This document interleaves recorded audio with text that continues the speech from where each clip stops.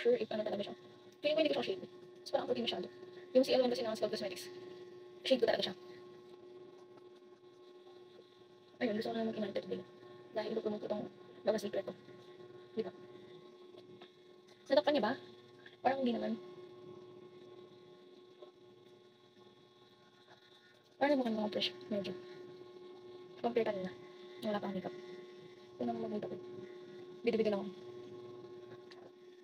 Kita niyo ba guys? So, try natin lagyan ng concealer ng Sculpt Cosmetics yung mga pimples ko.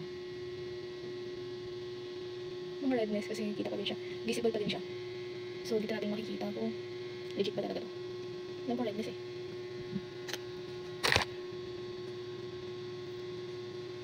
Parang ang layo ng kulay nila.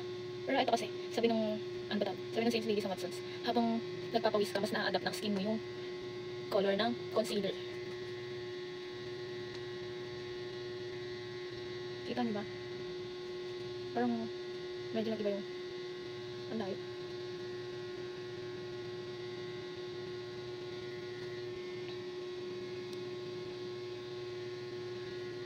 Ewan ko. Ano ba nangyayari sa mundo? Ito na guys.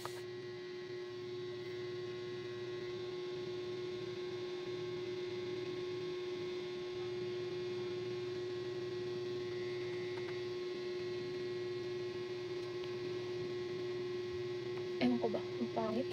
Bagay ba? Parang hindi. Parang gusto ko maglagay ng darker. Pero, wag na nga. Ito na nga lang. Okay to. Dito na tayo sa blush on. So, Caroline full face palette ang gamitin ko.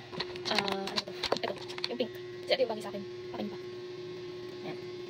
Ganito mag-blush on. Idamid ako. Bakit? Si Cassie.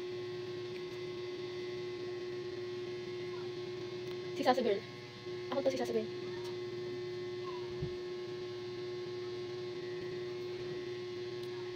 Ayos na ba to? Hindi ko sure.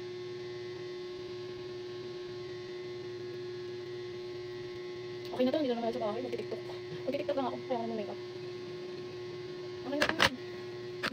Tapos yung gagamitin kong eyebrow gel mascara, itong Pretty Secret din. So ayan, tingnan nyo, gamit na siya, kasi ginagamit ko rin siya sa buhok ko.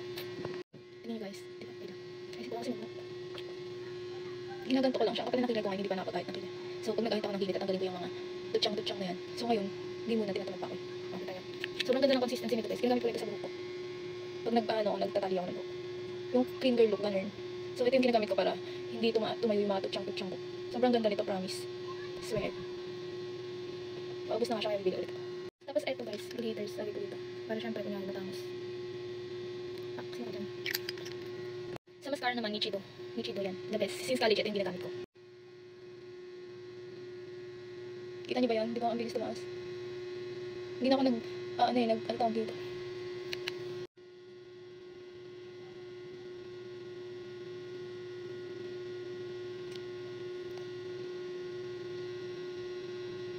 Tingnan ko magamit ng curler.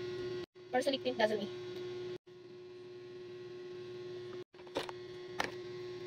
Tapos papatungan ko siya nito.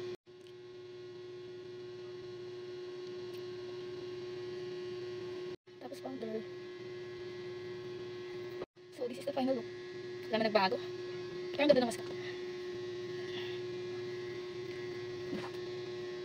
Check out sa yellow basket ko guys.